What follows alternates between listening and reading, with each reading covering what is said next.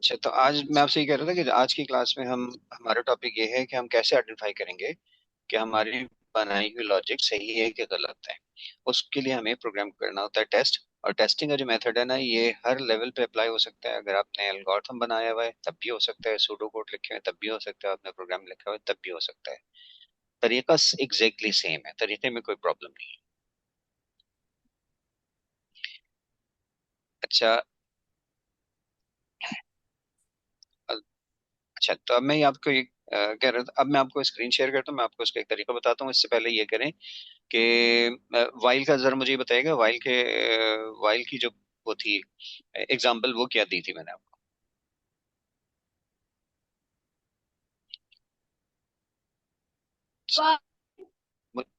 Chat पे लिख के बता दें मुझे, या कोई जबान अनम्यूट करके अपने आप को बता दें, कोई एक बता दें।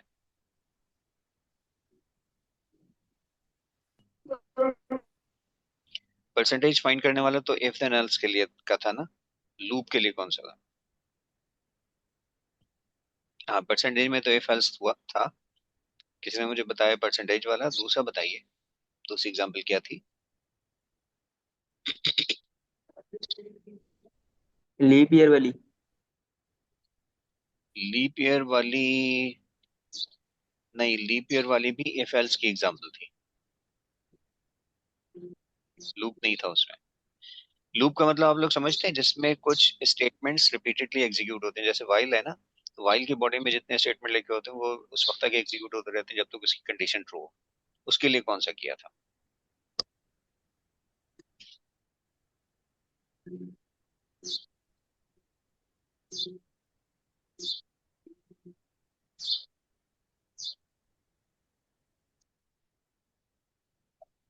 ओके, ठीक है ठीक है, परसेंटेज में ही यूज किया था।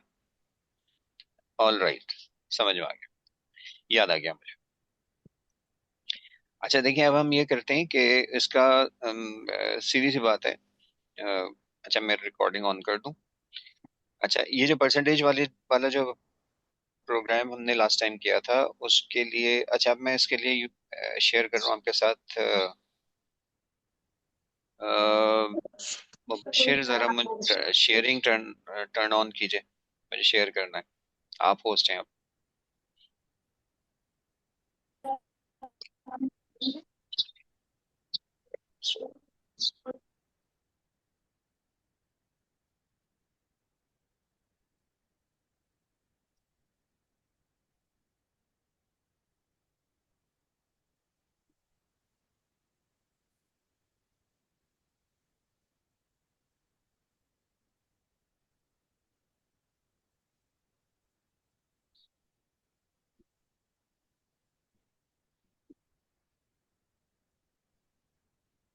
मुबशिर, जी सर, मैं कहाँ से करूँ?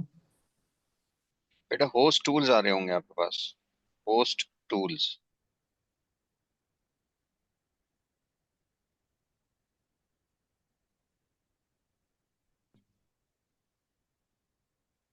कर दिए सर।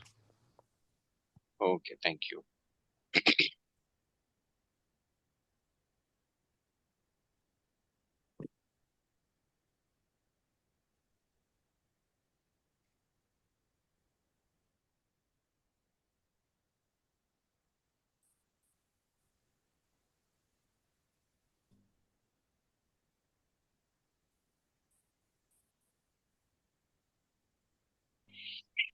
अच्छा, सबके लिए विजिबल है ना?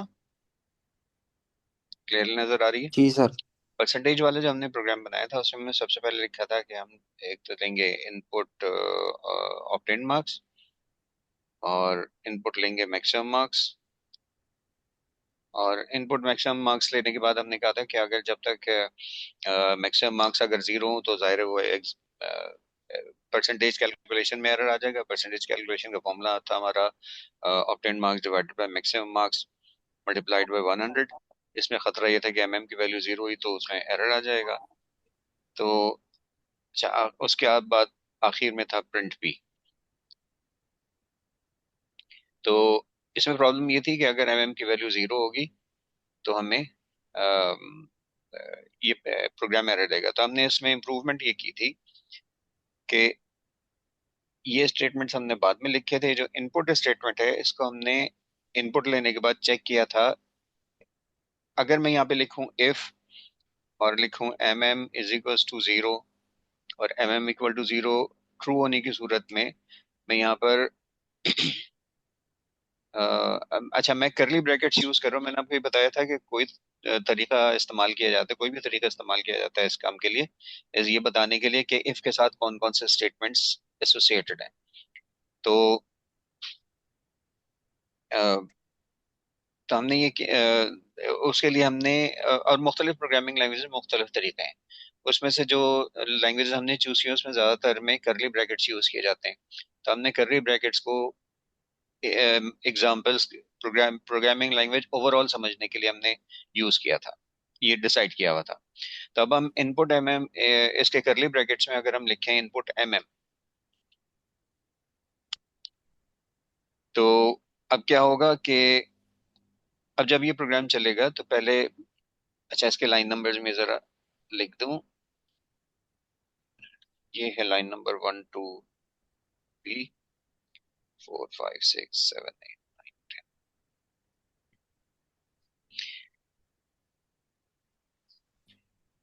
अच्छा, अब होगा ये कि जब लाइन नंबर 1 पे आएगा तो वो इनपुट लेगा, लाइन नंबर 2 पे इनपुट लेगा, और लाइन नंबर 3 पे जब वो आएगा तो वो चेक करेगा एमएम की वैल्यू। अगर एमएम की वैल्यू जीरो है तो कंडीशन ट्रू ट्रू होने की सूरत में तो स्टेट जो एग्जीक्यूट, इसकी बॉडी में जो स्टेटमेंट लिखा था वो एग्जीक्यूट होता है।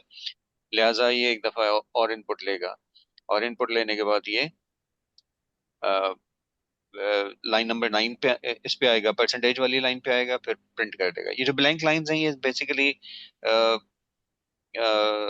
मुझे बार बार इंसर्ट करनी पड़ती है, इसलिए मैंने एक ही दफा में इंसर्ट कर दी है। लिहाजा ये लाइन एग्जीक्यूट इस पे अगर आप प्रोग्राम चलाएं तो ये लॉजिकली प्रोग्राम का पार्ट नहीं है। यानी लाइन नंबर 5 जो है ना, उसके बाद ये लाइन नंबर 6 होगी, ये लाइन नंबर 7 होगी। क्योंकि ब्लैंक है लिहाजा ब्लैंक लॉजिकली पार्ट नहीं है। एनी हाउ कोई फर्क नहीं पड़ता उससे। सारे जितनी भी लाइन लिखी होंगी सीक्वेंस में एग्जीक्यूट हो रहे होते हैं। 6 पे कुछ नहीं लिखा हुआ। अगर मैं ये कह दूं आपसे कि 6 पे वो आएगा और फिर एग्जीक्यूट, यहाँ पे कुछ एग्जीक्यूट करने के लिए है नहीं, लिहाजा वो अगली लाइन पे चले जाएगा। यहाँ भी कुछ एग्जीक्यूट कर लेनी है तो अगली लाइन पे चले जाएगा। ये तो सिर्फ इंडिकेटर है जो बता रहे हैं कि यहाँ से यहाँ तक ग्रुप जो है वो। तो कुछ लाइनें ऐसी भी होती हैं जो एग्जीक्यूट नहीं होती, वो कुछ रीडेबिलिटी के लिए या कुछ एसोसिएशंस वगैरह के लिए लिखी जाती हैं। जहां आप कोई प्रोग्रामिंग स्टेटमेंट लिखते हैं वो जरूर एग्जीक्यूट होती है, जो ब्लैंक होती है वो जाहिर है एग्जीक्यूट नहीं होती। तो ये इस तरह से भी सही है और इस तरह से भी सही है। तो अच्छा, सब लोग अनम्यूट कर सकते हैं अपने आप को, और अगर आप पार्टिसिपेट करेंगे ना तो ये इफेक्टिव होगा। वरना ये सेशन जो है ना, जो ऑनलाइन सेशन होते हैं ये इफेक्टिव नहीं होते इंटरेक्शन ना होने के। क्योंकि मुझे सिवाय इसके कोई बात, जब तक आप लोग में से कोई मुझसे बात नहीं करेगा मुझे पता ही नहीं चलेगा कि आपको कोई प्रॉब्लम हो रही है, समझ में आ रहा है या नहीं आ रहा। तो काइंडली कीप टॉकिंग। आप सिर्फ अपना माइक उस वक्त अनम्यूट कीजिए जब आपको कुछ कहना हो,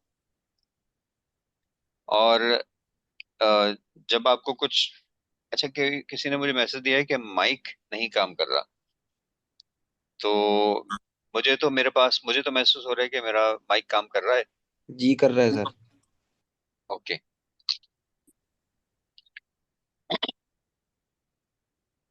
ठीक है। तो जो भी प्रॉब्लम हो, आप मुझे जो चीज भी ना समझ में आ रही हो, feel free to say to raise your voice.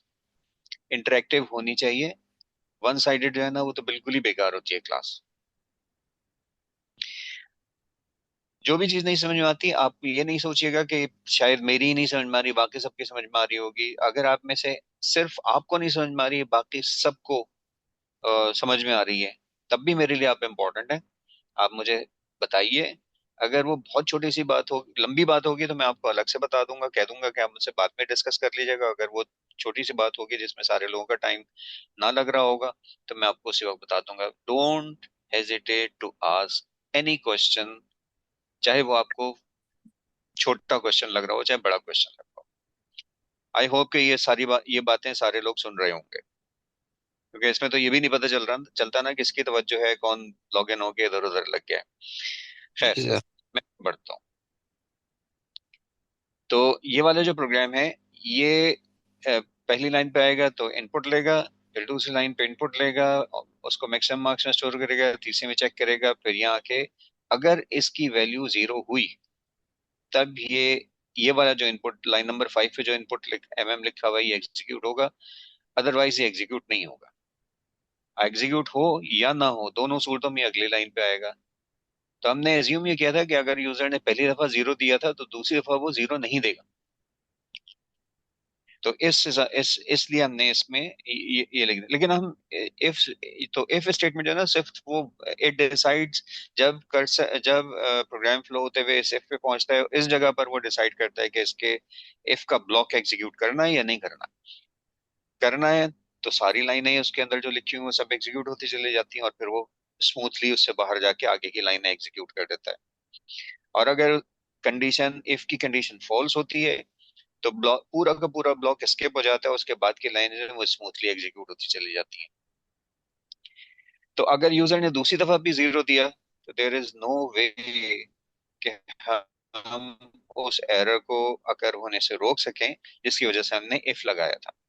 So although if बहुत सारे मौकों पे बहुत काम आता है, लेकिन मैंने ये एग्जांपल दी इसलिए थी ताकि मैं आपको ये बता सकूं कि इस बात की हमें जरूरत पड़ती है कि हम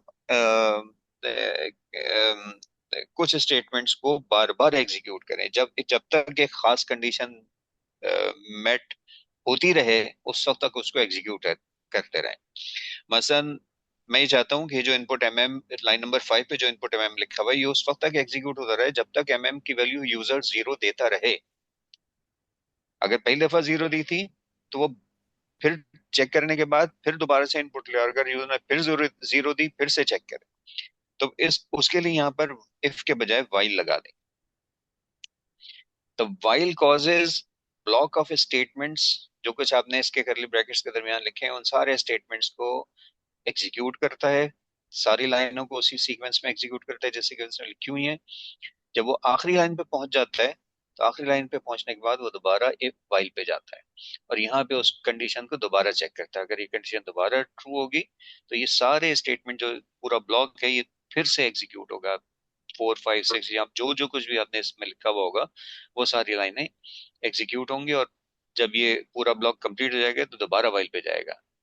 तो हर दफा जब ये वाइल पे जाके कंडीशन चेक करते हैं ना, तो अगर कंडीशन ट्रू होगी तो ब्लॉक एग्जीक्यूट होगा, कंडीशन फॉल्स होगी तो ये इस लूप से बाहर आ जाएगा। बाहर आने का क्या मतलब है, इसके आगे जो लाइंस लिखी हुई है आपने उस पे चला जाएगा, और उसके बाद जो जो कुछ लिखा है वो होता रहेगा। तो अगर मैंने यहाँ पे वाइल लिख दिया तो अब ये गारंटीड है कि एम की वैल्यू अगर 0 हुई तो वो इस वाली लाइन पे पहुंचेगा ही नहीं, P is equal to O M divided by M पर पहुंचेगा ही नहीं।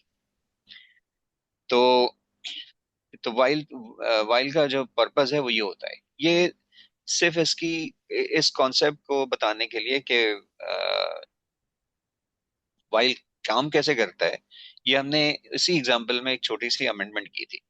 हम और एग्जांपल्स इंशाल्लाह लेंगे, लेकिन आपको पहले ये बताना है कि इफ हो या वाइल हो या बगैर इफ और वाइल के प्रोग्राम हो, आप कैसे आइडेंटिफाई करेंगे कि आपकी लॉजिक सही है कि नहीं। उसके लिए जो तरीका इस्तेमाल होता है वो कहलाता है, जो प्रोसेस है वो कहलाता है ड्राई रन। और ड्राई रन करने के लिए जब हम ड्राई रन करते हैं तो उसके नतीजे में एक हम बनाते हैं असल में एक trace table. Dry run process है, ट्रेस टेबल एक टेबल बनाते हैं। ट्रेस टेबल हमें ये बताता है कि हमारा प्रोग्राम एग्जीक्यूट होगा, अब खुद नहीं बताता, मतलब हमें उसको ट्रेस टेबल बना के उसको फिल करना पड़ता है, हमें खुद ट्रेस करना पड़ता है उसको। लेकिन ट्रेस करने से हमें ये पता चल जाता है कि हमारी लॉजिक सही है कि गलत है। अच्छा, एक मैसेज आया कि सर दोबारा बता दें। दोबारा बेटा क्या चीज बताना है, जरा काइंडली अनम्यूट कीजिए और मुझे बताइए क्या चीज दोबारा सर ये बता दूं। वाइल लूप वाला दोबारा बता दें। Sorry, while loop sir. While loop. मैं बता रहा हूँ कि जब वाइल लूप होता है जब प्रोग्राम चलते चलते वाइल लूप पे आएगा तो यहाँ पर वो कंडीशन को चेक करेगा, अगर कंडीशन ट्रू है तो इसके साथ जो एसोसिएटेड ब्लॉक है उसको एग्जीक्यूट करेगा। और एग्जीक्यूट करने के बाद दोबारा वाइल की कंडीशन जाके चेक करेगा। तो हर दफा यही करेगा। और ये वाला प्रोसेस, और जब भी, अगर किसी दफा भी जब वो वाइल की कंडीशन पहुंचा, अगर उसे कंडीशन फॉल्स मिली, तो इस वाइल के बाद जो स्टेटमेंट्स लिखे हुए हैं उस पे चला जाएगा, और वहां से ऑनवर्ड वो जितनी भी लाइनें लिखी हुई वो आगे एग्जीक्यूट होती रहेंगी। तो वाइल का लूप उस वक्त तक चलता रहेगा जब तक उसकी कंडीशन ट्रू रहती है। ठीक है Waqas? Okay sir, thank you. Welcome. अच्छा, अब मैं बता रहा था ड्राई रन। तो ड्राई रन के लिए हमें ट्रेस टेबल बनाना होता है। तो पहले ट्रेस टेबल देखें कैसा होता है, फिर मैं आपको उसका प्रोसेस बताता हूँ।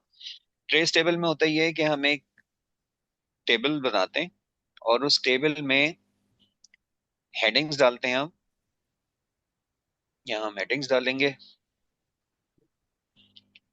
और सबसे पहला कॉलम इसमें ट्रेस टेबल में ये हमेशा लाइन नंबर का होता है। अच्छा, ये मैं हेडिंग भी डाल दूं, ये है ट्रेस टेबल।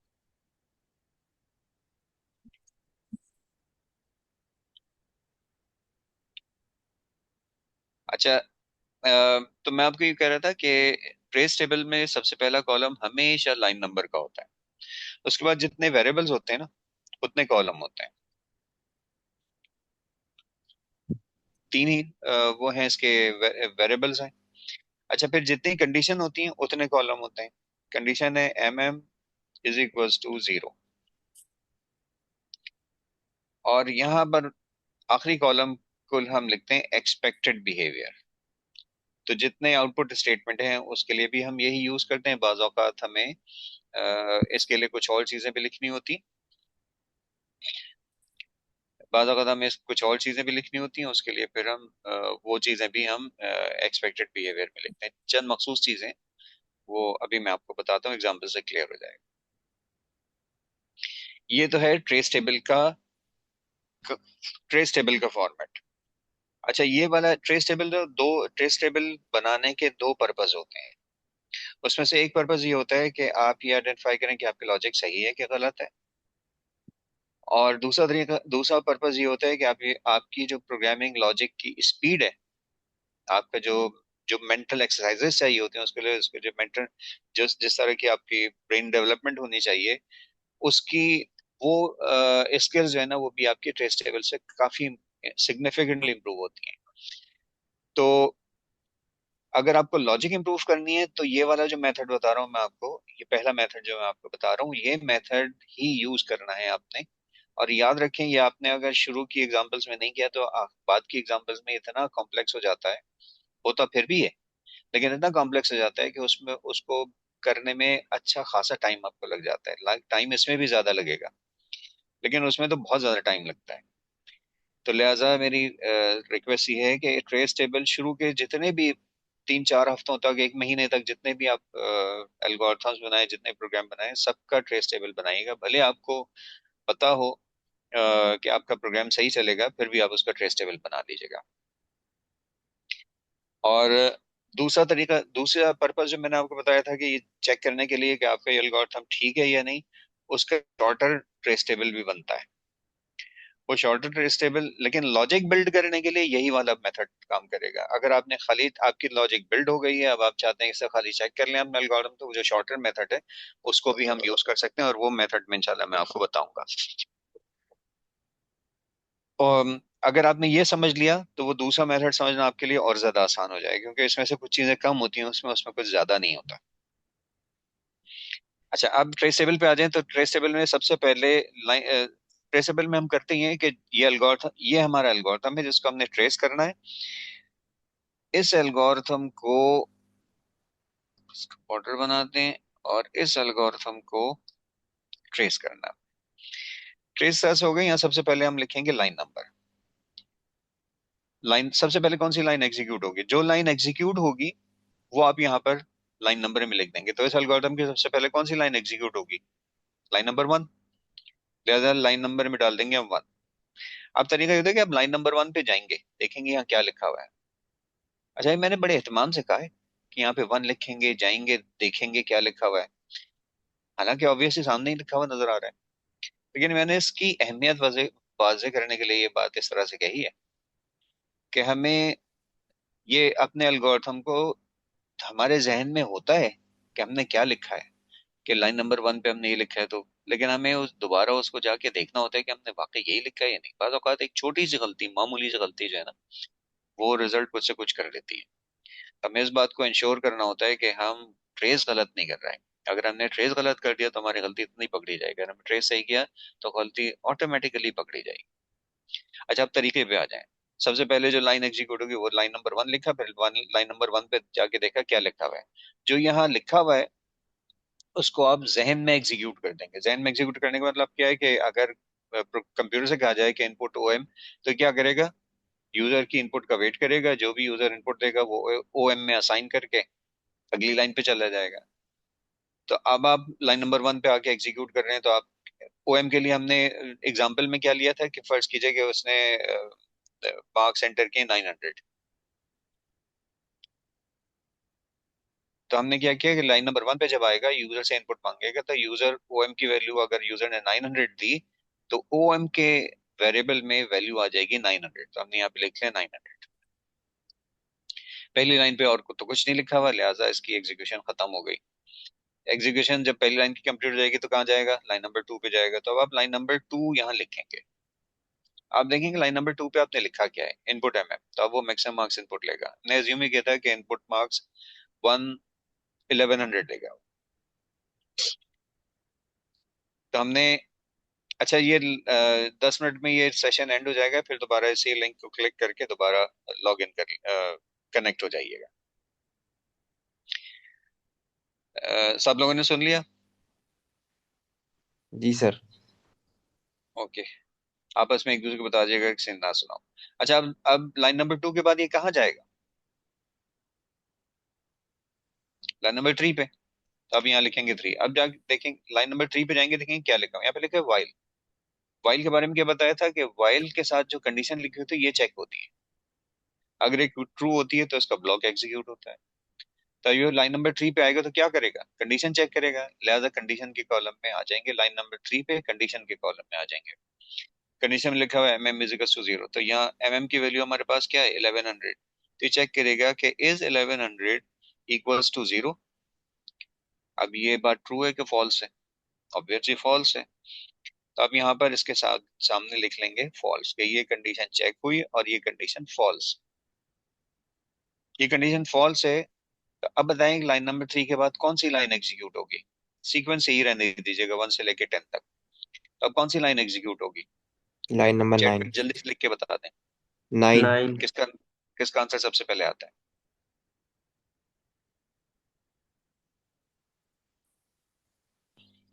नेदा, thank you. Good. Shakeel, Taiba, Danish, thank you very much. बिल्कुल सही है, लाइन नंबर 9 पे आएगा। मोहम्मद अहमद, अच्छा ठीक है, ऑल राइट बेटा। सिर्फ पहली से, थैंक यू, थैंक यू। अब आप इसका आंसर ना कीजिए, मैंने कहा था जो सबसे पहले बताएगा। तो अब नेक्स्ट टाइम जब बाकी लोग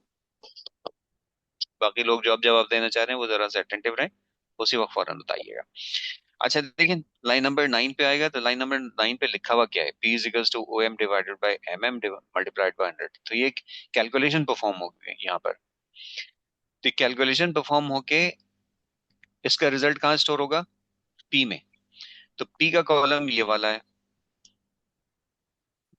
तो इस P के कॉलम में P की वैल्यू स्टोर हो जाएगी, और वो क्या होगी, 900 डिवाइडेड बाई 1100 मल्टीप्लाइड बाई 100। तो 81.8181 आएगा। ये कैलकुलेशन परफॉर्म करनी है, यहाँ पर फॉर्मूला नहीं देना, कैलकुलेशन परफॉर्म करनी है। और कैलकुलेशन परफॉर्म करके यहाँ पर रिजल्ट लिखना है। और वो किससे करेंगे, वो कैलकुलेटर से कीजिएगा। असल में जब हम ट्रेस कर रहे होते हैं तो तो इसमें कम से कम ऑटोमेशन की जाती है, ज्यादा से ज्यादा काम जो है मैनुअल किया जाता है।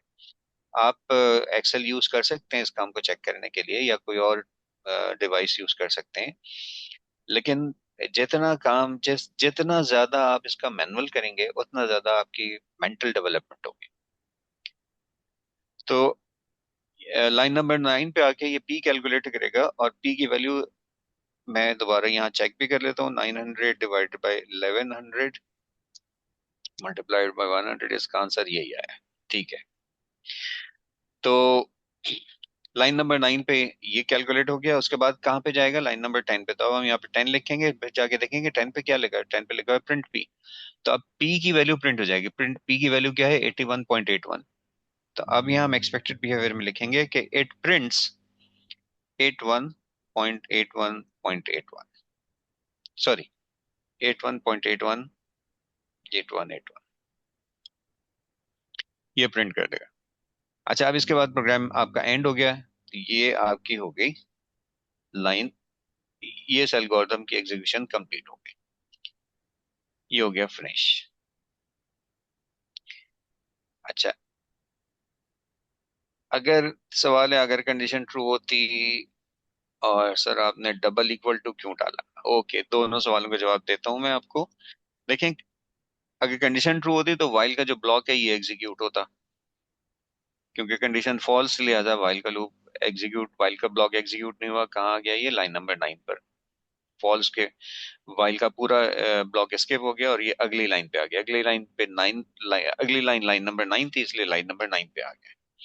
और दूसरा, ये डबल इक्वल टू क्यों यूज किया है, ये जरा आप याद करें। जब मैं कंडीशंस बता रहा था तो उस वक्त मैंने कहा था कि 6 ऑपरेटर्स इस्तेमाल होते हैं कंडीशंस को चेक करने के लिए। इक्वल टू के लिए डबल इक्वल टू, और ग्रेटर इक्वल टू, और लेस देन इक्वल टू, और नॉट इक्वल टू, ये 4 हो गए। उसके अलावा ग्रेटर देन और लेस देन, ये 6 ऑपरेटर्स थे जो इस्तेमाल होते हैं। तो डबल इक्वल टू इसलिए किया था क्योंकि हमें ये चेक करना था कि ये इसके इक्वल है या नहीं। राइट? Okay sir.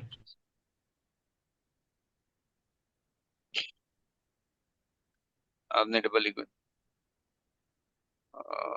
चले, अच्छा, 1 मिनट पहले का मैसेज है। Okay fine. तो अब ये था इसका एग्जीक्यूशन। तो ये जो मेथड मैं आपको बता रहा हूँ आज इंट्रोड्यूस किया, ये है, ये कहलाता है ट्रेस टेबल। अच्छा, अब ये तो एक सिचुएशन है, एक टेस्ट केस है। ये जो हमने एज्यूम किया ना कि यूजर ये वैल्यूज देगा तो क्या रिजल्ट आएगा, ये एक टेस्ट केस है। अब हम दूसरी सिचुएशन एज्यूम कर दें कि यूजर ने सपोज 900 डाला लेकिन मैक्सिमम मार्क्स में 0 डाला। सेम एल्गोरिथम अगर इस तरह एग्जीक्यूट होने पे यूजर ने 900 और 0 डाला होता, तब ये एल्गोरिथम क्या करता। तो हम इसी ट्रेस टेबल को, इसी एल्गोरिथम को दोबारा ट्रेस करेंगे। ट्रेस टेबल एग्जैक्टली यही बनेगा क्योंकि एल्गोरिथम से चेंज नहीं, वेरिएबल भी वही है, सब चीजें वही हैं। लिहाजा ट्रेस टेबल दूसरा बनाने की जरूरत नहीं, अलबत्ता बीच में एक लाइन लगा देंगे। और अब हम दोबारा इसका दूसरा टेस्ट केस एग्जीक्यूट करना शुरू करेंगे। अब यानी हम ये अज्यूम करेंगे कि ये प्रोग्राम दोबारा चल रहा है और यूजर अब दूसरा सेट ऑफ वैल्यूज, कोई दूसरा यूजर है, ये कोई दूसरी सेट ऑफ वैल्यूज देगा। तो सबसे पहले लाइन नंबर 1 एग्जीक्यूट होगी। लाइन नंबर 1 पे जाएगा तो ये ओएम का इनपुट का वेट करेगा, उसको एमएम में ओएम में असाइन करेगा। तो ये तो हमने एज्यूम किया था 900 ही आएगा। लाइन नंबर 2 पे आएगा, अब हमने एज्यूम ये किया था कि यूजर एमएम में 0 वैल्यू असाइन करेगा, तो एमएम में वैल्यू आ गई 0। उसके बाद ये किस लाइन नंबर जाएगा, लाइन नंबर 3 पे जाएगा। लाइन नंबर 3 पर जाएगा तो यहाँ कंडीशन चेक करेगा। वाई कंडीशन चेक क्या है, is M M equals to 0। अब एम एम की वैल्यू 0 है तो ये चेक हो रहा है कि is M M equals to 0, यानी इज 0 इक्वल टू 0। तो इस ये कंडीशन ट्रू या फॉल्स है, ये तो ट्रू है। अब यहाँ लिख लेंगे ट्रू। जी सर, ट्रू है। Thank you. तो ट्रू है तो इसका मतलब है कि अब आगे ये क्या करेगा, मैं इसको जरा कॉपी कर लूं लाइन, ताकि लाइन नहीं,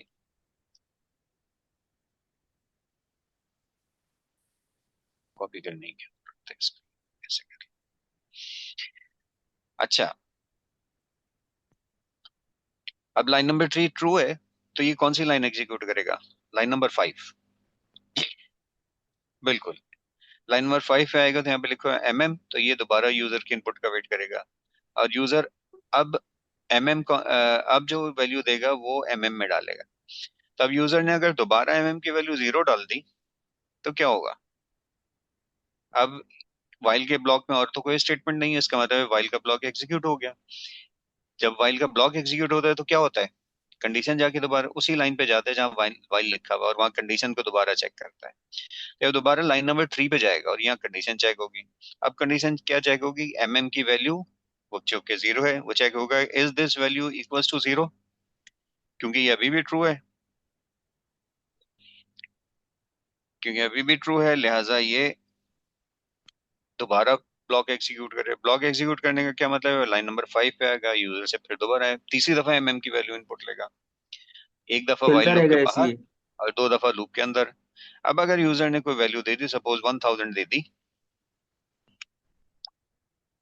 तो अब ब्लॉक में सिर्फ एक ही स्टेटमेंट था, ये स्टेटमेंट एग्जीक्यूट हो गया, तो अब ये कहाँ जाएगा? लाइन नंबर, किस लाइन पे जाएगा अब आप लोग बताएं? पहला पहला रिजल्ट रिस्पॉन्स किसका आता है? 9 पे। 9? क्या 9? 9 पे क्यों जाएगा? नहीं नहीं नहीं नहीं नहीं नहीं बेटा, लाइन नंबर 3 वासिफ, गुड, शाबाश। लाइन नंबर 3 पे जाएगा लूप। बात वाज़ेह है ना? क्या बताया था? जब भी ब्लॉक एग्जीक्यूट हो जाता है तो जाके वाइल की कंडीशन चेक करता है। जब वाइल की कंडीशन जो जाएगा तो फैसला करेगा ना कि लूप दोबारा एग्जीक्यूट हो या बाहर जाए। थैंक यू बेटा, थैंक यू। पहला जवाब बहरोज ने सही दिया, ऑन ने सही दिया, मुहिब ने सही दिया, वकास ने सही दिया, और सबसे पहला वासिफ ने कहा था। खैर, थैंक यू वेरी मच।